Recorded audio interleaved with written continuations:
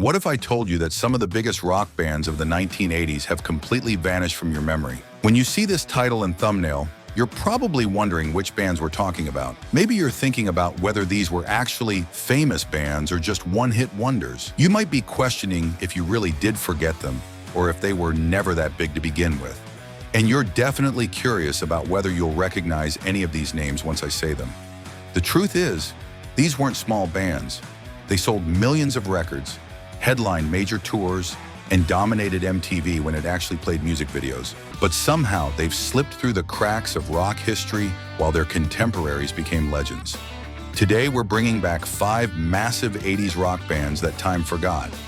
And I guarantee at least one of them will make you say, "Holy crap, I completely forgot about them." Let me paint you a picture of 1984. MTV is king, hair is bigger than ever, and rock bands are living like royalty. In this world, Quiet Riot wasn't just another metal band.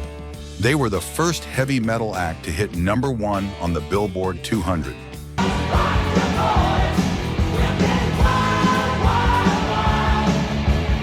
Their album Metal Health outsold Michael Jackson's Thriller for weeks.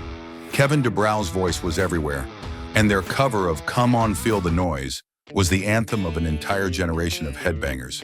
They weren't just popular, they were a cultural phenomenon. Randy Rhoads had played with them before joining Ozzy Osbourne, giving them serious metal credibility. Yet somehow, while we all remember Def Leppard and Mötley Crüe from that era, Quiet Riot has become a footnote. They pioneered the MTV metal explosion, but when people talk about 80s metal, their name rarely comes up. It's like they've been erased from the collective memory of rock history. The same year Quiet Riot was conquering the charts, another band was creating some of the most infectious rock anthems ever recorded. The Romantics weren't just another new wave band.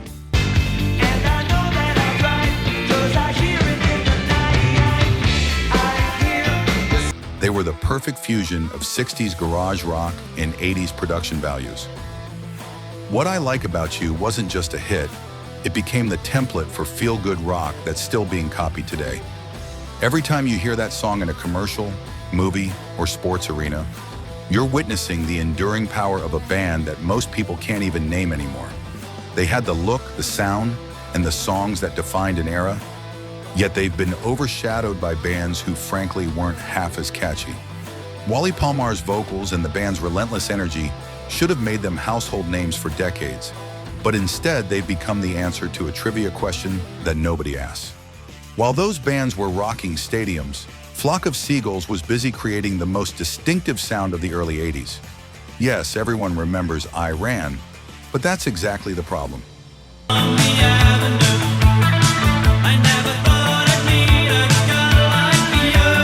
Mike's score and his iconic haircut became such a meme that people forgot this band was genuinely innovative.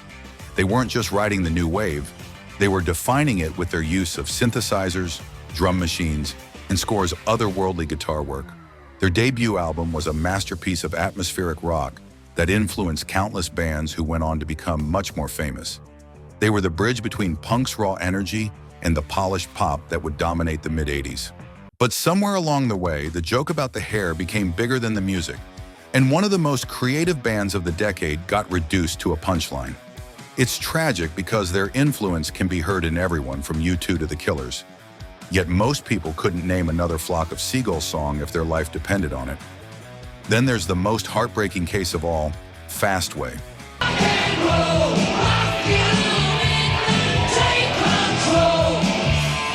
This was Dave King and Fast Eddie Clarke, two guys with serious rock pedigree. Clarke had been the guitarist for Motorhead during their classic years, and King had fronted several respected British metal bands.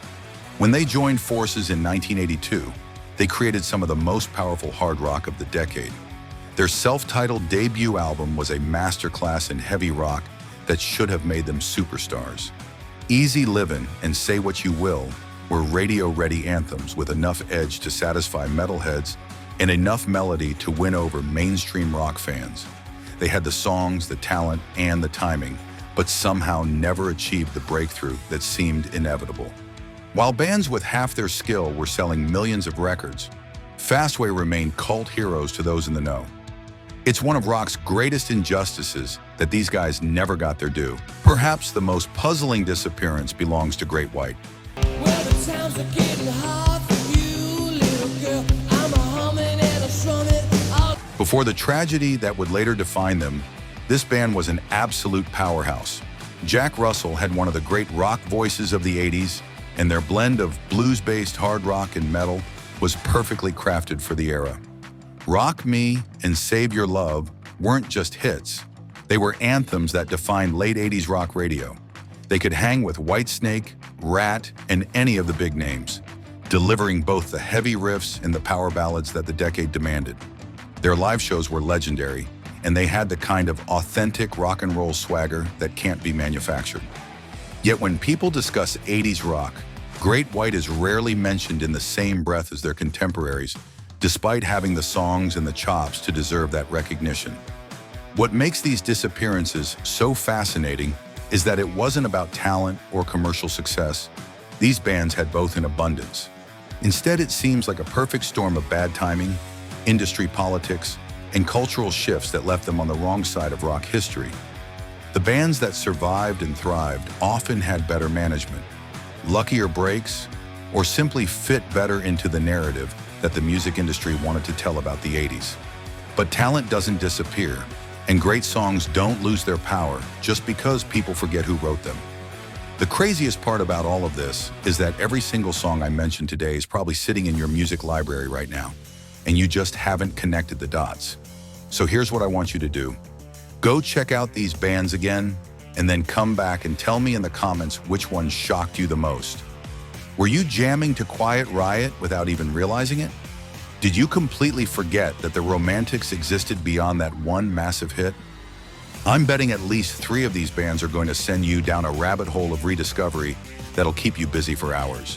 And if you want more forgotten gems from music history, make sure you're subscribed because I've got decades of overlooked brilliance waiting to blow your mind. Trust me, you don't want to miss what's coming next.